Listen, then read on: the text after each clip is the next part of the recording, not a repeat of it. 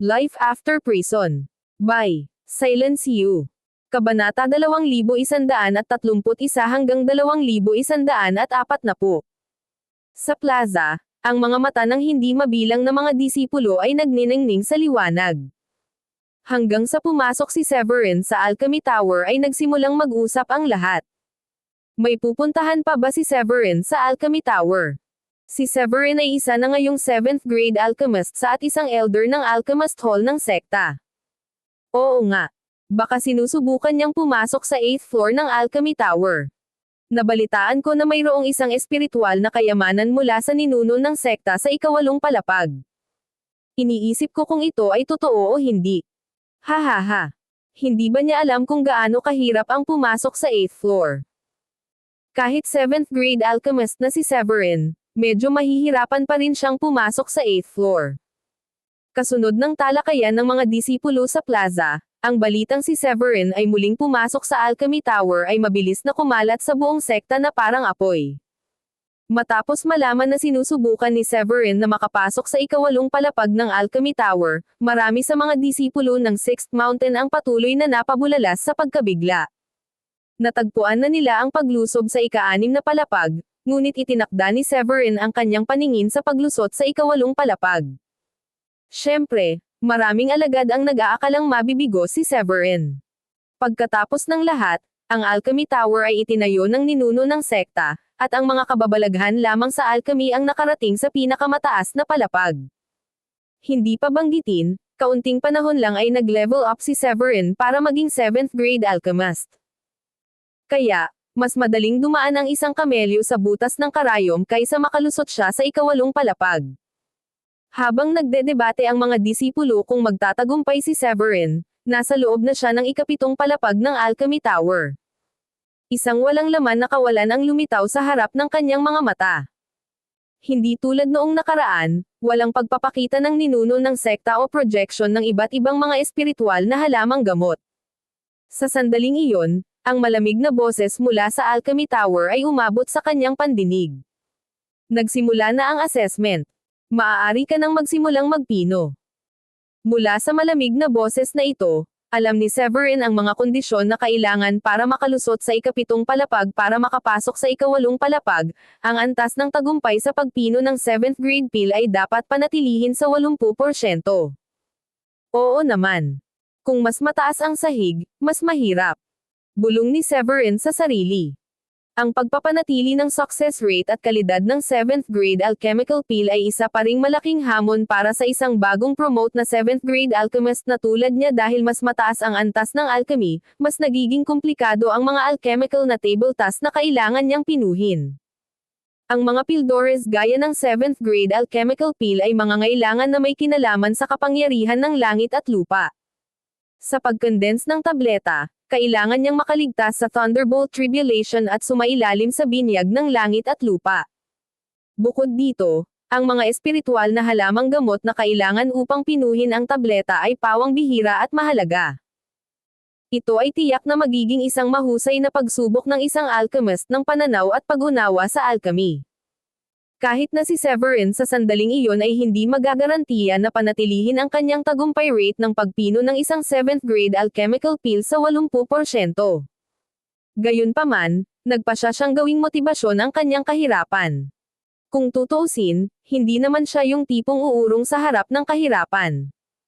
Sa mga mata na kumikislap sa determinasyon, huminga siya ng malalim at ang kanyang katawan ay naglabas ng isang uri ng tahimik na pagtitiwala. Sa susunod na sandali, bumangon siya sa gitna ng silid sa isang hakbang. Habang siya ay gumagalaw, unti-unting lumitaw ang mga projection ng mga espiritual na damo sa nakapalibot na kawalan.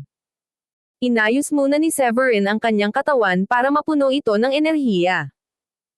Pagkatapos ay mabilis niyang nahanap ang mga espiritual na damong kailangan para sa pagpino ng Nimble Sense pill mula sa mga projection sa paligid niya, at agad na sinimulan ang pagpino ng pill.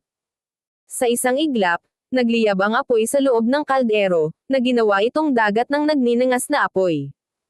Hindi kalayuan si Severin sa kaldero. Ang kanyang mga kamay ay gumagalaw ng napakabilis na ang mga ito ay naging malabo habang siya ay patuloy na gumagawa ng sunod-sunod na selyo upang ihagis ang espiritual na kanya sa kaldero. Pagkaraan ng ilang sandali, isang ulap ng itim na usok ang sumabog mula sa ilusyon na kaldero na may malakas na putok. Nabigo akong pinuhin ang tableta. Sayang naman. Isip ni Severin. Mabilis niyang pinawi ang mabibigat na damdaming dulot ng pagkabigo. Matapos ay compose ang sarili, marahang iwinagayway niya ang kanyang kamay para muling ibahin ang anyo ng kaldero para simulan ang susunod na pagtatangka. Mabilis siyang nagtagumpay sa pangalawang pagkakataon matapos niyang gamitin ang natutunan niya sa kanyang kabiguan. Ang kagalakang dulot ng tagumpay ay nagpalalim ng pagkaunawa ni Severin sa alchemy. Hindi mabilang na beses ng simulation ng alchemy ang naging dahilan ng pagtaas ng rate ng tagumpay ni Severin. Sa loob ng isang buong buwan, nanatili si Severin sa Alchemy Tower na pinipino ang mga alchemical na table task nang hindi humihinto sa pagtulog o pagkain. Bagamat ang alchemy sa Alchemy Tower ay isang simulation, si Severin ay hindi walang mga nadagdag. Isa-isang ipinakita sa kanya ang mga detalyeng hindi niya napagtutuunan ng pansin noon, na lubos na nagpahusay sa kanyang kasanayan sa alchemy. Sa sandaling iyon, naramdaman pa ni Severin na kaya niyang pinuhin ang isang 7th grade medium rank alchemical pill. Pagkatapos niyang iling ang ulo para iwaksi ang mga iniisip ay tumutok siya sa kalderong nasa harapan niya. Maingat siyang gumawa ng mga hand seal upang gawing mga alchemical na table task ang espiritual na likido sa kaldero. Sa pagkakataong iyon ay tumunog sa kanyang tenga ang mensaheng matagal na niyang gustong marinig. Binabati kita. Nakapasa ka sa pagtatasa. Pagkatapos noon, malakas na yumanig ang buong Alchemy Tower. Naramdaman ni Severin na umiikot ang espasyo sa paligid niya, at may lumabas na pasukan sa harapan niya. Pagkatapos maglakad papunta sa pasukan, agad siyang nakarating sa ikawalong palapag ng Alchemy Tower. Ang nakita ay isang kumikinang na kaldero na kasing laki ng isang gilingang bato. Ang kaldero ay inukitan ng maraming masalimuot at mahirap maunawaan na mga inscription. Ang mga inscripsyong ito ay parang isang uri ng magic spell. Kahit na hindi sila aktibo sa sandaling iyon, tila naa-absorb nila ang kapangyarihan ng langit at lupa, na lubhang pambihira. Habang naglalakad si Severin patungo sa kaldero, isang kakaibang aura na kabilang sa pinakamagandang espiritual na kayamanan ang tumama sa kanyang mukha. Kahit na kailangan niyang pakilyusan ang kanyang espiritual na enerhiya upang labanan ang presyon ng aura na ito. Pagkarating sa harap ng kaldero, masayang sinabi ni Severin. Ito ba ang kalderong espiritual na kayamanan na iniwan ng ninuno? Bilang isang 7th grade alchemist, natural niyang matutuklasan ang hindi pangkaraniwang katangian ng kalderong ito. Matapos suriing mabuti ang kaldero, iwinagayway ni Severin ang kanyang kamay ng walang pag-aalinlangan, at isang malaking halaga ng espiritual na enerhiya ang bumulwak mula sa kanyang palad at itinaas ang kaldero. Ang kaldero ay nasa ilalim ng kanyang kontrol at agad na nagbago mula sa laki ng gilingang bato hanggang sa laki ng mansanas ng damapo ito sa kanyang palad. Napakaraming impormasyon ang bumuhos sa isip ni Severin nang makuha niya ang kaldero. Matapos makuha ang impormasyon, nalaman ni Severin ang pangalan at kakayahan ng kaldero. Ang kaldero pala ay tinawag na Heavenly Cauldron, at ito ay ang kayamanan ng ninuno ng sekta, na isang 8th grade alchemist. Hindi lamang nito mapapalaki ang rate ng tagumpay ng alchemist sa pagpino ng mga alchemical na table task ng 20%, ngunit ang mga inscription na nakaukit sa labas ay maaari ding sumipsip ng kapangyarihan ng langit at lupa sa nakapalibot na kalawakan ng hindi nangangailangan ng pag-activate. Higit pa rito, ang kaldero ay nagtataglay din ng isang pag-aari na lumalaban sa langit na magagawang i-condense ang lahat ng bagay sa mundo at gumawa ng isang mahusay na alchemical pill mula sa mga ito. Sa madaling salita, sakaling makatagpo si Severin ng isang kaaway sa hinaharap, maaari niyang gamitin ang kaldero upang paksain ang kanyang kaluluwa. Natuwa si Severin matapos niyang itago ang kaldero sa kanyang energy core. Gamit ang kalderong ito, maaari kong subukang pinuhin ang mga 7th grade medium rank alchemical pills. Magsisimula na ang sect tournament. Kaya, walang gaanong oras na natitira para masira ni Severin ang kaharian ng Paragon. Sa totoo lang, isang buwan lang siya. Sa mga normal na panahon, walang alinlangan na mahirap makapasok sa Paragon Realm sa loob ng isang buwan. Gayunpaman, Sa tulong ng Heavenly Cauldron, naniwala si Severin na malapit na siyang mag-level up sa isang 7th grade medium rank alchemist. Pagkatapos, ang pagpasok sa Paragon Realm ay natural na magiging mas madali. Nang si Severin ay nagsasaya sa kaligayahan sa pagkuha ng Heavenly Cauldron, ang buong Alchemy Tower ay sumabog na may siyam na umuusbong naklang na sinamahan ng mga aparisyon dahil siya ay matagumpay na nakapasok sa ikawalong palapag. Ang tunog ay agad na nagdulot ng panibagong daluyong ng pagkabigla mula sa iba pang mga alagad sa plaza, lalo na nang makita nila ang ranggo ni Severin sa estelo. Kalokohan. Nagtagumpay talaga si Severin. Talaga bang pumasok si Severin sa 8th floor ng Alchemy Tower? Talagang totoo. May mga aparisyon at ang Alchemy Tower ay tumunog ng 9 na beses, katulad noong nakaraan. Kaya dapat totoo. Halimaw talaga siya. 1 buwan lang ang itinagal niya para makapasok sa ikawalong palapag ngayon. Hindi ko maiwasang isipin na parang hindi ko na siya maaabutan pa. Maraming taon na tayo dito, hindi pa nga tayo nakakapasok sa 6th floor. Ang mga alagad sa plaza ay pawang nagpakita ng inggit na mga ekspresyon nang tingnan nila ang pangalan ni Severin na malayo sa unahan sa listahan ng rangkang. Kasabay nito, ang 9 na malalakas na kalansing mula sa Alchemy Tower ay nakakabigla ng higit pa sa mga disipulo sa kalapit na plaza.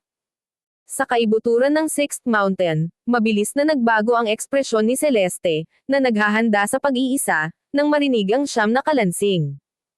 Ibinigay ang ideya ng pagsasanay, agad siyang tumayo, binuksan ang pinto, at lumipad pababa ng bundok. May matagumpay bang nakalusot muli sa ikapitong palapag? Nagtaka siya. Noong mga oras na iyon, hindi pa rin namalayan ni Celeste na si Severin na pala ang nakalusot sa ikawalong palapag. Habang papalapit siya sa Alchemy Tower, narinig niya ang mga tandang at talakayan ng mga disipulo sa pamamagitan ng kanyang banal na kahulugan. Isipin ang kanyang pagkabigla nang malaman niyang si Severin ang matagumpay na nakalusot sa ikawalong palapag ng Alchemy Tower. Sa totoo lang, gulat na gulat siya kaya agad siyang huminto sa paglipad.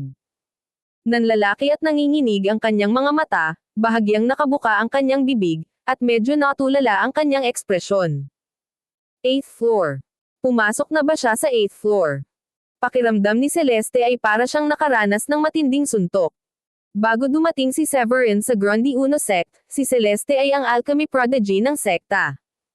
Siya ay sinasamba at hinahangaan ng libu-libong mga disipulo saan man siya magpunta. Gayunpaman, ang kanyang reputasyon bilang isang kababalaghan ay unti-unting lumabo sa pagdating ni Severin. Una, nakuha ni Severin ang kanyang pangalan sa Top Alchemist Ranking, naging unang tao na pumasok sa ikapitong palapag ng Alchemy Tower, at nakuha ang Alchemy Inheritance ng ninuno.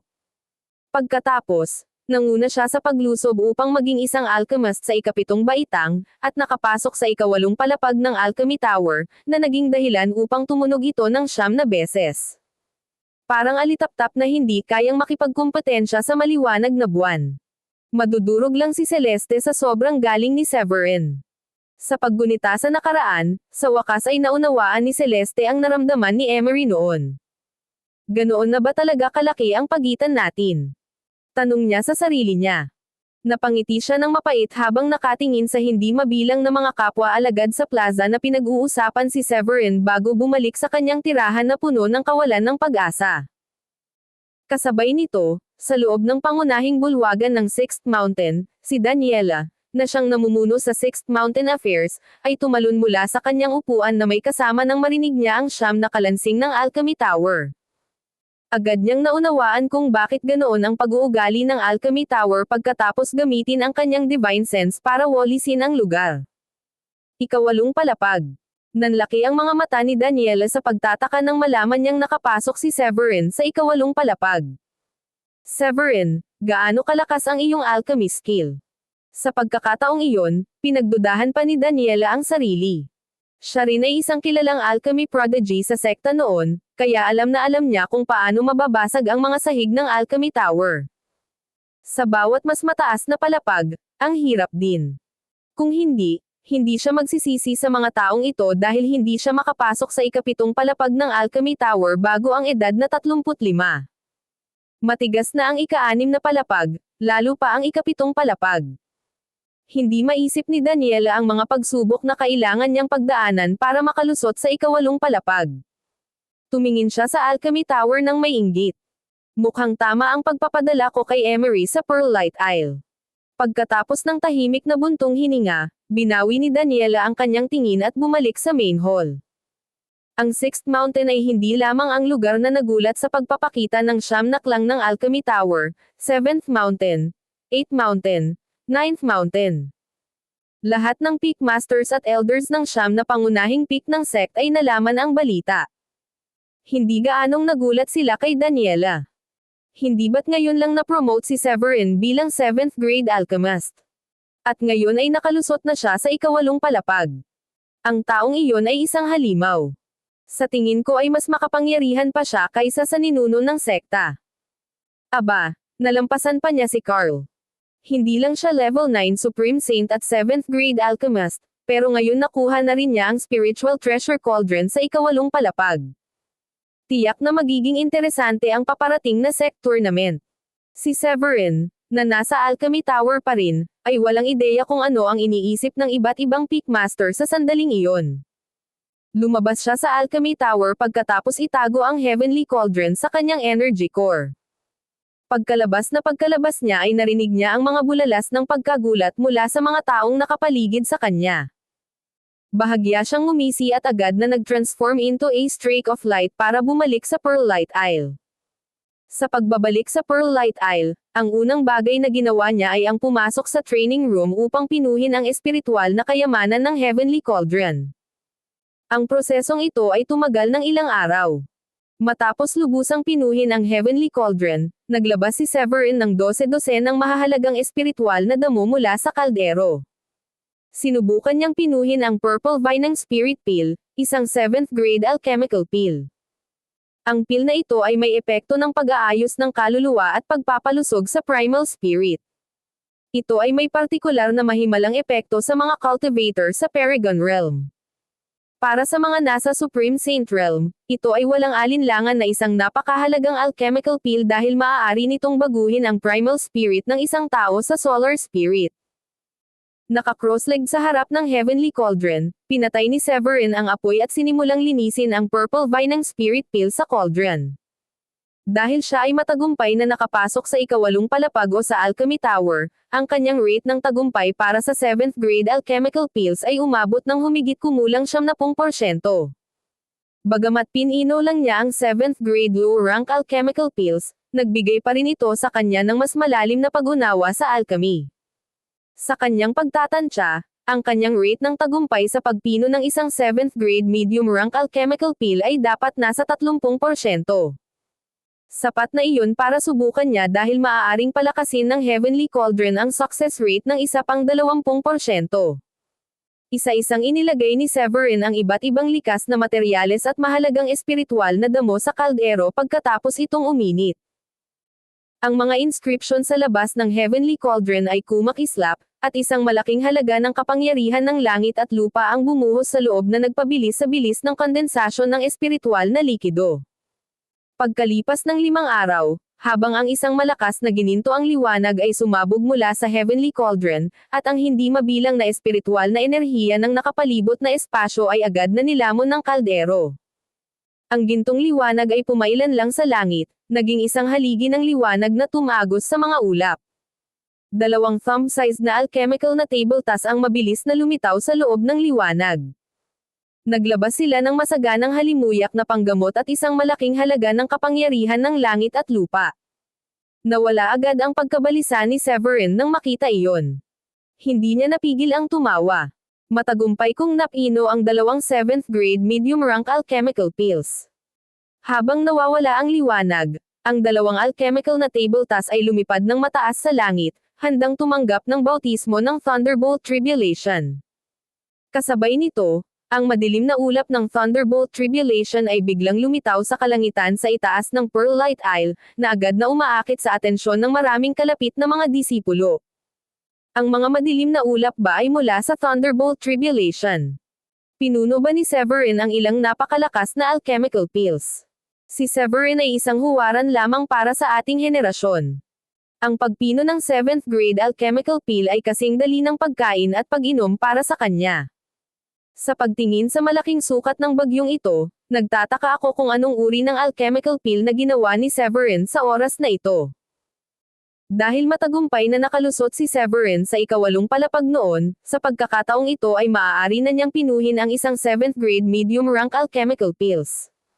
Ang mga disipulo ng 6th Mountain at 7th Mountain ay tahimik na nag-uusap sa isa't isa malapit sa Pearlite Isle. Sa isla, lumabas si Severin sa training room. Tumangala siya sa madilim na ulap na puno ng kulog sa itaas ng kanyang ulo. Ang mga pilak na ahas na may mga pangil at kuko ay patuloy na naghahabi sa pagitan ng madilim na ulap, na nagpapalabas ng isang nakakatakot na kapaligiran. Ang dalawang alchemical pill na lumipad mula sa kaldero ay pumailan lang sa kalangitan at dumiretso sa madilim na ulap upang salubungin ang nakakatakot na kulog. Isang nakakabinging kulog ang umalangaw-ngaw, na tumama sa dalawang alchemical na table task para sirain ang mga ito. Gayunpaman, nang walang ginagawa si Severin, ang dalawang alchemical na table task ay kumikinang ng maliwanag, at ang lumalakas na kapangyarihan ng langit at lupa ay sumabog, na hamarang sa nakakatakot na kulog. Sa ilang segundo, automatikong lumipad pabalik sa kamay ni Severin mula sa madilim na ulap ang dalawang alchemical pill na natapos ng sumipsip ng kapangyarihan ng Thunderbolt Tribulation. Hindi niya naiwasang gamaan ang pakiramdam na ang dalawang alchemical na table task ay nakaligtas sa Thunderbolt Tribulation. Ngayong mayroon na akong 7th grade medium rank alchemical pills, ang pagkakataon kong makalusot sa Paragon Realm ay tumaas ng malaki. Masayang sabi ni Severin. Mayroon pa siyang ilang Nimble Sense pills na na-refine niya dati. Kasama ang dalawang kaka-refine pa lang niya, tiwala si Severin na makakalusot siya sa Paragon Realm bago ang SEC tournament. Ang mga ordinaryong Supreme Saint ay mangangailangan ng katawan na nag-uumapo sa sigla, masiglang diwa, at buong primal na espiritu upang makapasok sa kaharian ng Paragon. Noon lamang nila naiintindihan ang langit at lupa, at gamitin ang kapangyarihang iyon upang buksan ang tulay sa pagitan nila upang hayaan itong dumaloy sa lahat ng meridian sa kanyang katawan. Gayunpaman, ang katawan ni Severin ay nakipag-agawan sa isang espiritual na kayamanan. Siya ay kawangis ng isang mabangis na hayop na may lakas na kasing lakas ng forge ng langit at lupa, na maihahambing sa katawan ng isang tunay na dragon. Ang kanyang kakanyahan, lakas, at espiritu ay pambihira lahat kumpara sa mga ordinaryong individual. Higit pa rito, dahil nalinang niya ang Royal Paragon skill sa The Book of True Void Enlightenment, matagumpay niyang magagawang makapasok sa Paragon Realm basta't i-condense niya ang kanyang primal spirit at gagawin itong solar spirit. Matapos kolektahin ang dalawang lilang alchemical na table task, iwinagayway ni Severin ang kanyang palad upang ikalat ang natitirang madilim na ulap sa kalangitan. Pagkatapos ay gumawa siya ng ilang kalkulasyon gamit ang kanyang mga daliri at nalaman na isang buwan na lang ang natitira bago ang SEC tournament.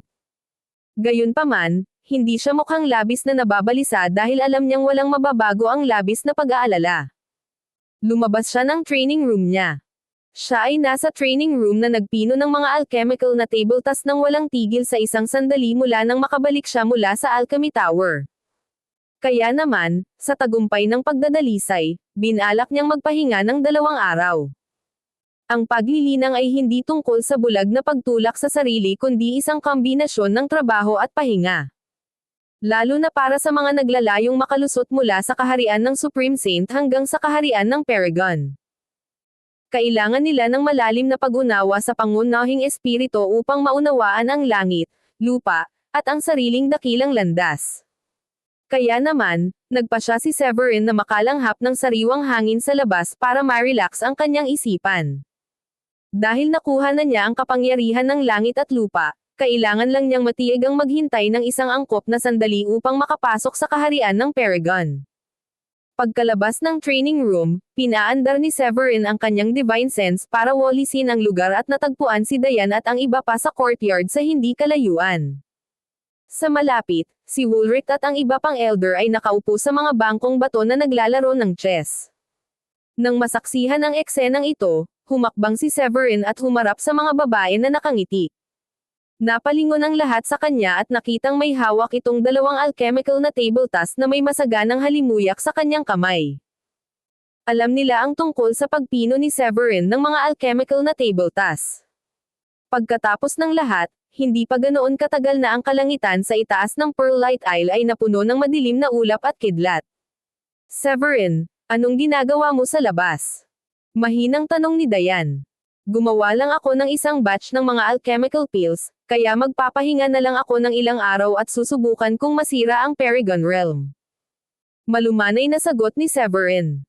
Nagulat ang lahat nang marinig iyon.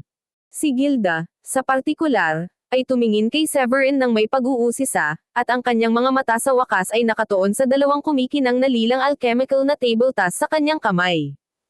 Damang-dama niya ang pambihirang kapangyarihan ng dalawang tabletang iyon. Nagpakita sila ng mas malakas na aura kaysa sa unang batch ng 7th grade low-rank Nimble Sense pill na pinino ni Severin noong nakaraang pagkakataon. Bahagyang ibinuka niya ang kanyang bibig at nagtatakang nagtanong. Iyan ba ay mga 7th grade medium-rank alchemical pills? Agad na napalingon ang lahat kay Severin nang marinig ang tanong ni Gilda. Halatang curious din si Diane at ang iba sa alchemy level ni Severin. Nang makita ang tats, nakangiting tumango si Severin. Tama. Na-promote ako sa isang 7th grade medium-rank alchemist ngayon. Nagulat ang lahat sa balita. O Severin, ang galing. Masayang sabi ni Diane. Tiyak na bagay ang isang 7th grade medium-rank alchemist. Pagkatapos ng lahat, si Daniela at ang elder ng Alchemist Hall ay nakarating lamang sa 7th grade medium rank pagkatapos ng paglinang para sa mga Diyos ay alam kung ilang taon na samantalang si Severin ay wala pang isang taon na naglilinang. Ngumiti ng matamis si Severin sa masayang si Diane. Pagkatapos ay kumuha siya ng isang tamba-tamba, humiga dito, at nagpatuloy sa isang masayang pakikipag-usap kay Diane at sa iba pa. Gabi na nang bumalik si Severin sa training room. Pagkabalik sa training room, inayos niya ang kanyang paghinga at umupo ng naka-cross-legged. Hindi siya agad nagsimulang magtanim. Sa halip, pinatatag niya ang kanyang pag-iisip at pagkatapos na pigilin ang kanyang hininga, nagsimulang gumala ang kanyang isip. Alam na alam ni Severin na ang paglusot sa kaharian ay hindi maliit na bagay. Ang ilang mga tao ay sinubukang pilitin na makalusot, at nauwi doon, nag-aaksaya ng mga dekada ng kanilang buhay o kahit na habang buhay. Kaya, nagpasya siyang maglaan ng oras gaya ng nakasanayan sa pamamagitan ng dahan-daang paghikayat sa espiritual na enerhiya sa kanyang katawan. Paminsan-minsan, kapag siya ay may librerag oras, siya ay nakahiga sa tambo-tambo sa labas ng silid ng pagsasanay at nagbabasa ng iba't ibang talambuhay ng mga cultivator sa South Sky. Hindi nagtagal, lumipas ang ilang araw.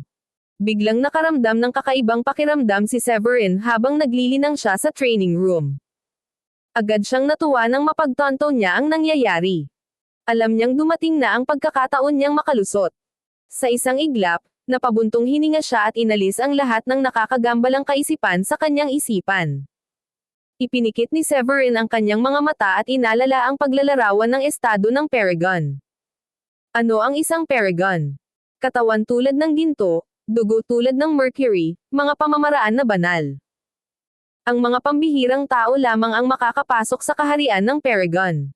Sa sandaling iyon, ang 365 meridian point na matatagpuan sa kanyang katawan ay sabay-sabay na lumiwanag, na nagiging sumisikat na mga ilog at nagtatagpo sa espiritual na dagat na siyang pangunahing enerhiya niya.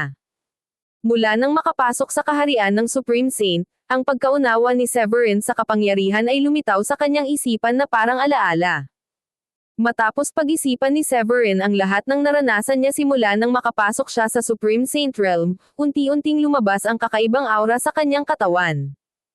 Matatagpuan sa itaas ng kanyang energy core, isang eksenang tulad ng isang kalawakan ang unti-unting namuo at nabuo. Hindi mabilang na kapangyarihan ng langit at lupa ang dumaloy sa maliit na kalawakan na ito. Isang kakaibang makapangyarihang puwersa na kabilang sa langit at lupa ang sumugod sa kanya mula sa lahat ng 4 na direksyon. Sa sandaling iyon, nasa kalahati na siya sa pagpasok sa kaharian ng Paragon. Susunod, kakailanganin lamang niyang iguhit ang kapangyarihan ng langit at lupa sa mabituing kalangitan upang ganap na makapasok sa kaharian ng Paragon. Sa pag-iisip nito, hindi nag-atubili si Severin sa pag-inom ng Nimble Sense pill na na-refine niya noon. Ang 7th grade pills ay lubos na magpapalaki sa kanyang pisikal na lakas kung inumin. Bagamat napakalakas na ng kanyang katawan, hindi niya inisip ang kaunting pagpapalakas.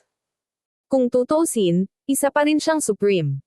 Kahit na ang kanyang katawan ay maihahambing sa isang tunay na dragon, at ang kanyang dugo ay kasing kinang ng diving light, ang tableta ay gagawa pa rin ng mga kababalaghan para sa kanya. Sa pag-ingest ng alchemical pill, agad itong napalitan ng mainit na daloy ng kapangyarihan na umaagos sa bawat paa at buto ng katawan ni Severin.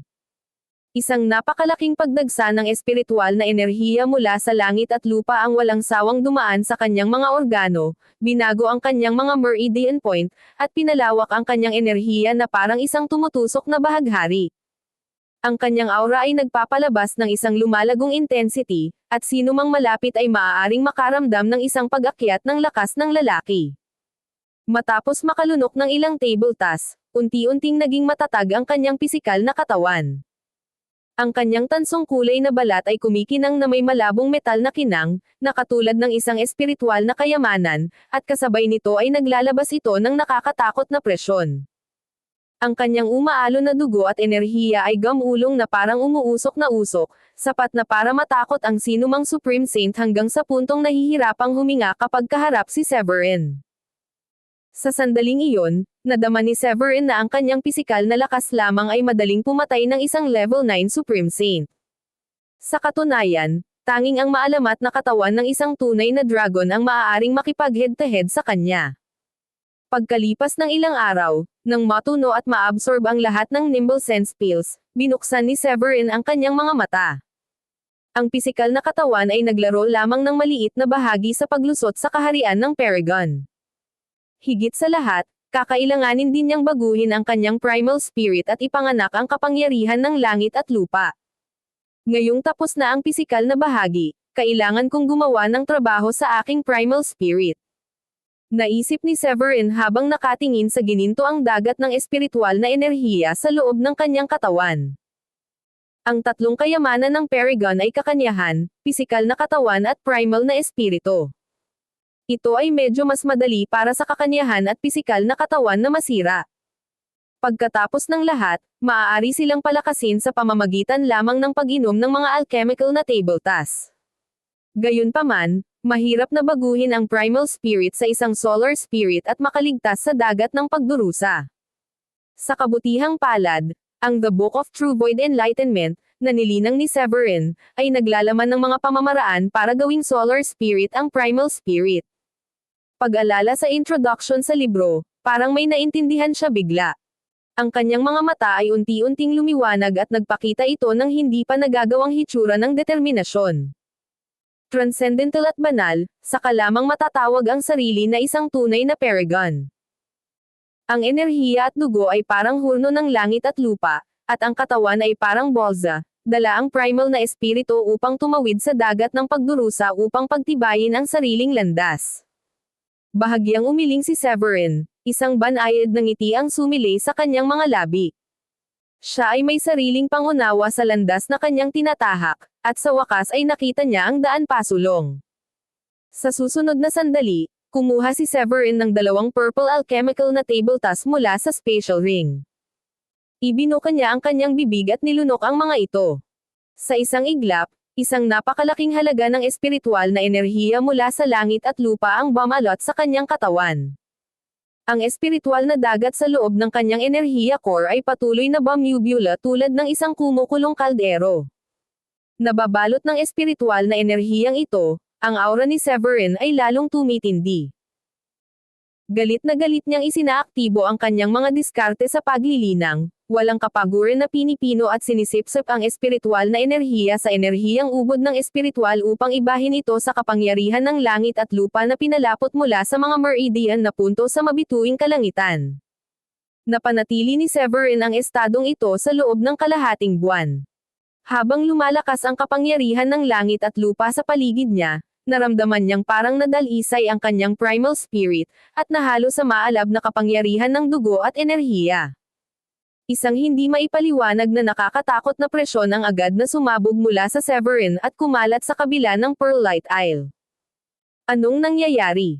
Si Woolrich, na nakikipaglaro ng chess kasama ang Great Elder sa courtyard ng Pearllight Isle, ay idinilat ang kanyang mga mata sa gulat habang nakatingin sa direksyon ng training room kung saan naroroon si Severin.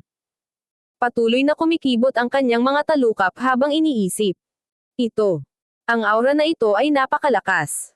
Makakalusot na ba si Severin? Kahit na si Woolrich ay isa lamang sa level 4 Supreme Saint, gayunpaman ay nararamdaman niya na si Severin ay iba sa dati. Ang aura na lumabas noon ni Severin ay parang isang banal na sandata na nakatago sa isang kaluban, ngunit sa sandaling iyon ang aura na ibinigay niya ay parang isang mas advanced na anyo ng buhay. Ang aura na ito, na nagmula sa ebolusyon ng buhay, ay talagang hindi isang bagay na maaaring makamit ng ordinaryong level 9 Supreme Saint. Sa tapat ni Woolrich, inangat ng Great Elder ang kanyang ulo mula sa chessboard at tumingin sa direksyon ng training room ni Severin na bahagyang nakabuka ang bibig sa pagkamangha. Naramdaman din niya ang nakakatakot na aura na nagmumula sa training room, na naging sanhi ng hindi sinasadyang panginginig niya. Wala pang isang buwan at nakalusot na si Severin. Ito ay simpleng kalokohan. Si Diane at ang iba pang mga babae, na nasa looban, ay naramdaman na ang aura ay lalong tumitindi hanggang sa punto ng pagkasikal habang kumalat ito sa buong isla. Isang araw, isang kaluskos ang biglang umalangaw sa loob ng katawan ni Severin, at halos magkasabay, iminulat niya ang kanyang mga mata. Sa isang iglap, isang napakadalisay na aura ang bumangon mula sa kanya, naging isang napakatalino na hanay ng liwanag, diretsyong bumaril sa kalangitan sa libu-libong milya. Agad na bumagsak ang kadiliman sa itaas ng siyam na langit habang natatakpan ng malawak na kalawakan ng madilim na ulap ang kalangitan. Ang buong kalangitan ay nagkaroon ng kakaibang madilim na pulang kulay, na parabang ito ay naging isang higanteng pagan. Isang lilang ulap ng kapigatian ang lumulutang sa kalangitan, at sa ibaba nito ay hindi mabilang na mga kumikidlat na ahas. Isang kulay ube na kidlat na kulog na may kapangyarihang sirain ang lahat ng nasa daan nito ay bumagsak sa mapagmataas na figure sa ibaba, na walang iba kundi si Severin. Nang makitang tatama na sa kanya ang kidlat, mabilis na isinaaktibo ni Severin ang kasanayang natutunan niya mula sa The Book of True Void Enlightenment, at ang kapangyarihan ng langit at lupa ay agad na lumabas mula sa kanyang katawan upang protektahan siya mula sa nalalapit na pagkawasak. Si Severin, na nakaupong naka-cross-legged, ay biglang sumiklab na may nakasisilaw na banal na liwanag at sa sumunod na sandali ay bumangga ang liwanag sa kulog. Ang mga ulap ng Thunderbolt Tribulation sa kalangitan ay agad na nagkalat, at narinig ni Severin ang kasiya siya at kaakit-akit na himig ng banal na landas na naghahalo sa kanyang mga tainga. Isang maliwanag na banal na liwanag ang bumungad sa katawan ni Severin habang ang mga madilim na ulap ay nagkalat. Sa isang iglap, libu-libong bilo ng purple mist ang lumitaw sa kalangitan sa itaas ng Pearllight Isle. Ang lilang ambon ay nagsimulang magkondensasyon sa kalagitnaan ng hangin upang bumuo ng mga sumasayaw na mapalad na ulap, habang ang mga pangitain ng mga dragon at phoenix ay sumasayaw sa kumikinang na kalangitan.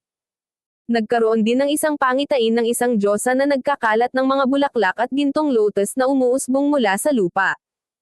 Matapos makaligtas sa Thunderbolt Tribulation, agad na nalampasan ng aura ni Severin ang level 9 Supreme Saint. Siya ay matatag na itinatag ang kanyang sarili sa Paragon Realm. Isang umaalon at marilag na momentum, tulad ng nagtataasang mga bundok, ang sumabog mula sa kanyang katawan at umalangaw sa hangin. Isang hindi nakikitang aura ng takot ang pumailan lang sa kalangitan at tumagos sa mga ulap. Kumalat ang aura ng isang Paragon mula Pearllight Isle patungo sa mga nakapalibot na lugar sa loob lamang ng ilang segundo.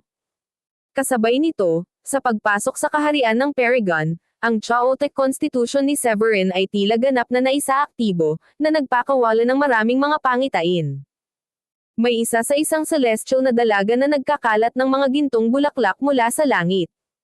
Habang ang bawat bulaklak, na pinalapot mula sa espiritual na enerhiya ng langit at lupa, ay dumampi sa lupa, mabilis nitong pinasigla ang medyo natuyong damo at mga punong pinatuyo ng walang patawad na sikat ng araw, na ibinalik ang mga ito sa orihinal na kalagayan sa isang iglap.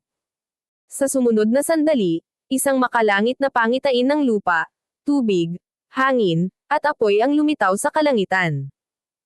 Biglang nagningning ang pangitain, na parabang isang buong bagong langit at lupa ang nilikha, bago sila naglaho ng may malakas na kalabog. Kasunod nito, isang pangitain ng isang higanteng kabilugan ng buwan ang tumaas mula sa dagat. Sinabayan pa ng pag-anod ng makukulay na ulap na bumubuo ng canopy sa ibabaw ng ulo ni Severin. Di nagtagal, lumitaw ang mga pangitain ng nagsasayaw na mga gintong dragon at tumitili na mga phoenix. Ang mga hindi pangkaraniwang bagay na ito ay may bilang na higit sa 100 sa kabuuan, at lahat sila ay umiikot sa paligid ng Severin. May mga pangitain ng kaguluhan na nagbubukas ng langit at lupa, ang pagsilang ng isang maliwanag na buwan sa ibabaw ng dagat, ang ginintoang lotus sa core ng enerhiya, at iba pa at iba pa. Bawat isa sa kanila ay isa-isang nagpakita ng sarili sa langit. Hindi na kailangang sabihin, ang lahat ng mga magsasaka ng Grandi Uno sect ay natigilan sa palabas na ito. Sa sandaling iyon, ang plaza sa 7th Mountain, si Miles ay masigasig na nagpapaliwanag ng kanyang mga insight sa paraan ng espada sa isang pulutong ng mga disipulo nang ang kanyang lecture ay naputol ng isang sigaw. Ano? Ano yon? Napakunot ang noo ni Miles nang mapagtantong ang sumigaw ay isa pala talagang elder sa tabi niya. Ano bang pinagkakaguluhan niya? Ano ang posibleng maging sanhi ng isang marangal na Paragon na Ma'am Atlas sa mukha ng ganoon? Sa susunod na sandali, ang kanyang ekspresyon ay agad na natigil, at ang kanyang mga mata ay nanlaki. Nakita niya ang pagsabog ng 7 kulay na banal na liwanag na sumisikat mula sa Pearl Light Isle, na tumatagos sa kalangitan. Kasunod nito, maraming mga pangitain ang lumabas mula sa manipis na hangin, isang marangel na dagandong ng dragon, mga gintong lotus na namumukadkad, at mga daloy ng umaagos na liwanag. Ang mga mapalad na palatandaan ay bumaba mula sa langit, at hindi mabilang na mga daloy ng liwanag na bumabagsak tulad ng mga laso mula sa langit. Ang mga tao ng 7th Mountain ay agad na naakit ng napakagandang liwanag na ito. Tumingin kayo doon. Sigaw ng isa sa kanila. Maraming mga disipulo ang lumingon upang tingnan ang kanyang itinuturo, at nakita lamang ang isang napakalaking makulay na ulap na umaaligid sa Pearl Light Isle, na pumupuno sa buong kalangitan. Ito ang pangitain, Auspicious Sky Veil. Ang mga may nakakatakot na talento lamang ang magkakaroon ng gayong mga pangitain kapag nakamit nila ang mga tagumpay sa paglilinang. Tingnan mo, may mga bagong pagbabago. Isang maliwanag na buwan ang bumangon sa kalangitan sa gitna ng mga makukulay na ulap, na tumatakip sa lahat ng iba pang liwanag. Ang maaliwalas at maaraw na kalangitan ay naging itim sa isang kisap mata. Tanging ang maliwanag na buwan lamang ang natitira, same time na nagniningning sa kalangitan. Iyan ang Simon. Lumilitaw lamang ito kapag ang walang katulad na malakas na cultivator ay nakapasok. Umalangaw lahat sa plaza ng 7th Mountain. Ang lahat ng mga disipulo, elder, at Miles ay mukhang natakot at natulala ng sabay. Kasunod ng Simon, isang multo ng isang sinaunang dragon ang umungal habang ito ay pumailan lang mula sa kawalan. Ang buong katawan nito ay pinalamutian ng nakasisilaw at nakamamanghang gintong kaliskis. Mayroon ding napakalaking asul na lotus, na nababalot ng walang katapusang tubig, hangin, apoy, at maulap na kaguluhan. Ito ang nakakasilaw na Golden Dragon. At iyon ang Chaotic Blue Lotus. Isang tandang ang sumunod sa isa pa habang ang isang pangitain ay bumangon sa isa't isa. Ang hindi mabilang na mga pangitain ay magkakaugnay sa isa't isa, na lumikha ng isang mahiwaga at misteryosong panoorin. Hindi maiwasang kiligin ng sinumang nakasaksi nito habang lumalabas ang goosebumps sa kanilang balat. Sandaling namayani ang katahimikan sa karamihan. Nakatingin lang ang lahat sa mga pangitain sa langit. Ano sa impyerno ang nangyayari? Bakit ang daming pangitain sa langit? Bulalas ng ilan sa mga alagad. May pumasok ba sa Paragon Realm? Bilang level 9 Paragon, nakilala ni Miles sa isang sulyap na ito ay isang palabas na naganap lamang kapag may nakalusot sa Paragon Realm. Ito mismo ang nagpa-curious kay Miles kung sino ang gumawa ng pambihirang tagumpay. Agad niyang gustong bumangon at lumipad sa ere para malaman. Gayunpaman, pagkatapos ay nawala ang mga pangitain, habang ang aura ng isang Paragon ay sumugod mula sa lahat ng direksyon. Biglang huminto si Miles sa kanyang paglalakad, nag-iisip. Alam ko ang aura na ito. Marahas na nagkontrata ang kanyang mga mag-aaral, at hindi makapaniwalang napabulalas siya. Ito ang aura ni Severin. Hindi kaya nakalusot siya sa kaharian ng Paragon. Hindi sigurado sa kanyang sariling hula, maingat niyang naramdaman ang aura, at ang kanyang ekspresyon ay napalitan ng pagtataka matapos makumpirma na si Severin nga iyon. Alam niya na si Severin ay nakalusot kamakailan sa level 9 Supreme Saint, na isang level lang sa ibaba ng isang Paragon. Para sa isang pangunahing disipulong tulad ni Severin, hindi naging mahirap ang pagpasok sa Paragon. Pagkatapos ng lahat, ang pag-abot sa isang bottleneck ay nakalaan para sa mga pangkaraniwang cultivator. Iyon ay sinabi, kahit na ang mga kababalaghan tulad ni Riley at Spencer ay kailangang gumugol ng ilang buwan ng mahirap na pagsisikap upang makapasok sa kaharian. Wala pang 2 buwan mula nang makapasok si Severin sa level 9 Supreme Saint at ngayon ay nakalusot na rin siya sa Paragon Realm. Natigilan si Miles sa pag-aakalang isang ang halimaw si Severin. Sa sandaling malaman ng lahat na nakagawa na si Severin, hindi nila maiwasang manginig habang namamanhid ang kanilang mga anit. Sa plaza, nagkakagulo ang lahat. Hindi ako makapaniwala na si Severin ang gumawa ng pambihirang tagumpay. Kalokohan. Gaano kalakas si Severin para talagang magdulot ng napakaraming pangitain pagkatapos masira? Ang isang pangitain ay sapat ng kamangha-mangha. Kahit na ang mga may bahagyang mas mahuhusay na talento ay maaaring makamit ito. Ngunit siya talaga ang naging sanhi ng higit sa 100 ng iba't ibang mga pangitain na lumitaw sa kalangitan. Maging si Riley ay hindi nagpakita ng Chaotic Blue Lotus, ang Simon, at ang iba pang mga pangitain sa panahon ng kanyang tagumpay. Nakakatakot talaga siya. Nagtataka ako kung anong antas ng lakas ang naabot niya ngayong nakalusot siya. Kasabay nito, si Daniela, na nagpipino ng mga table tasks sa 6th Mountain, ay biglang tumingin sa direksyon ni Pearlite Isle.